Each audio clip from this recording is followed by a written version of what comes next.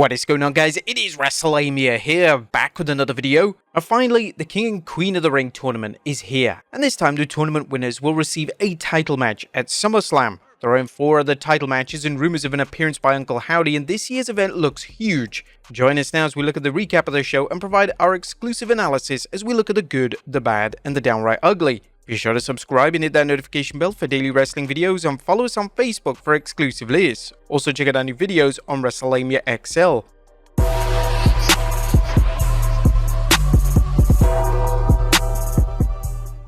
First, we start off with the pre-show. This is the WWE Women's Tag Team Championship as Bianca Belair and Jade Cargill take on Candice LeRae and Indy Hartwell. The challengers use their experience to gain the advantage, isolating Bianca.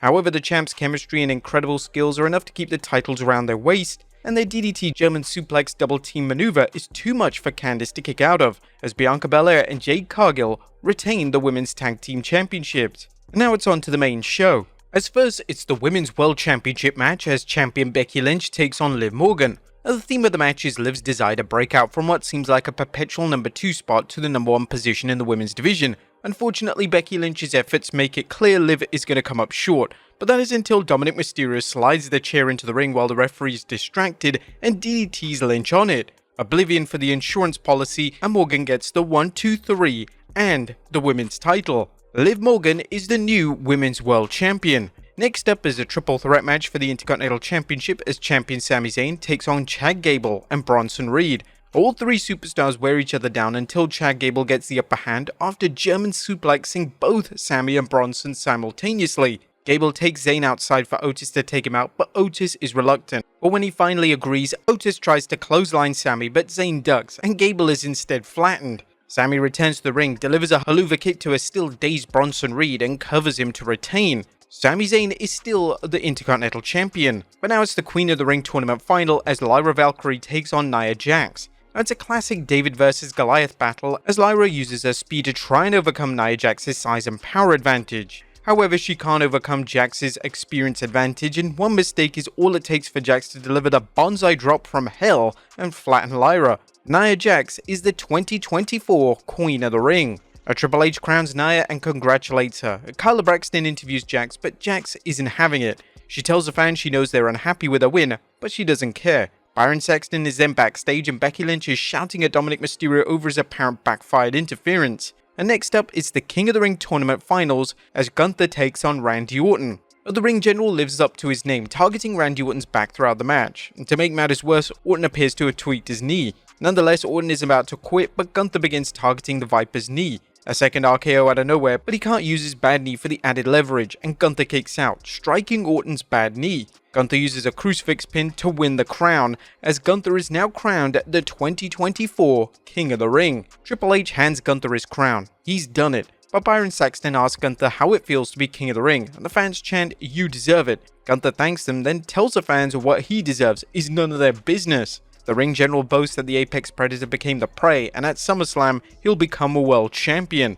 And now finally it's time for the main event, as Undisputed Champion Cody Rhodes takes on United States Champion Logan Paul. Logan Paul wrestles an impressive match, including doing what any good heel does, take shortcuts as needed, including blasting Cody Rhodes with brass knuckles despite claiming he wouldn't use them, and hitting a low blow after a referee bump. However, when Logan goes to use the brass knuckles again, the guest ring announcer distracts him, allowing Cody to recover and hit 3 crossroads for the win. Cody Rhodes closes out King and Queen of the Ring as Undisputed Champion still. Well, that was a quick recap of the show. What about the good, the bad, and the downright ugly? As always, we start off with the good as number 1, 2 solid teams equals a solid women's tag team match. And tonight's pre-show featured 2 solid tag teams, resulting in an entertaining opener and a showcase of both teams' ability. However, the real story was on how quickly Bianca Belair and Jade Cargill have gelled. Whether you feel Jade is a fast student is one thing, but she's quickly improving thanks to her team with Cargill. Although a breakup is inevitable, the Belair-Cargill combo is good not only for both women, but the women's division.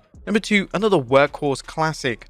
Tonight's triple threat match is further evidence that Gunther's hard work rehabilitating the IC Championship back to its glory days as a workhorse title didn't end with Sami Zayn's title win at WrestleMania. Bronson Reed, Chad Gable, and Sami Zayn put on a proverbial clinic, with all 3 superstars showing what makes them outstanding workers, including the incredible spot where Chad Gable German suplexed both Sami and Bronson. The match also continued the intrigue surrounding Otis and Gable and just how much more abuse Otis will endure. All things considered, this was a match that epitomized just how entertaining pro wrestling is when it combines storytelling with athleticism. Number 3. Gunther's crowning achievement. Hats off, or should we say crowns off? No.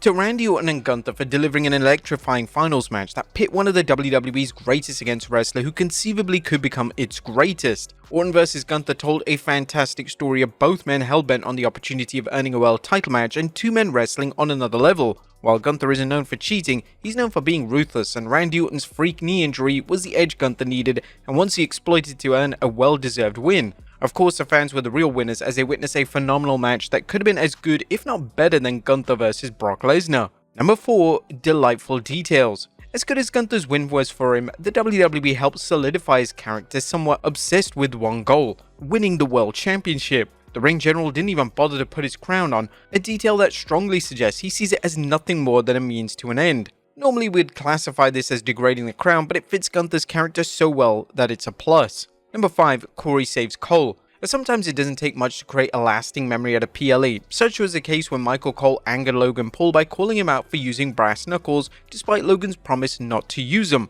However, Cole's broadcast partner Corey Graves stepped in, keeping Paul from attacking Cole, a cool moment that fans won't soon forget. The only question is whether Logan Paul will forget Graves' actions. And a memorable main event. Logan Paul continues to show he's not resting on his laurels, and that while he doesn't wrestle often, he makes sure every appearance is memorable. Paul didn't miss a beat against Cody, and while Rhodes is a wrestler who can take a broomstick to a 5-star or even 7 stars from Meltzer, Paul didn't need any help. Of course, Cody reminded fans why he has all the tools to main event night after night: promo skills, charisma, and his in-ring talents that is off the charts. Both men crafted a captivating story of Rhodes wanting to teach the upstart Paul a lesson, and Logan hoping to use Cody's emotions as well as some cheat tactics to win the Undisputed World Championship. Logan isn't ready for a world title, and he may never be that good of a candidate for one, but this match shows he's still fantastic as a contender. This match also gave Paul some comeuppance after months of crowing about his tainted US Championship win and his questionable victories. But that was good. What about the bad? It's short-sighted scheduling.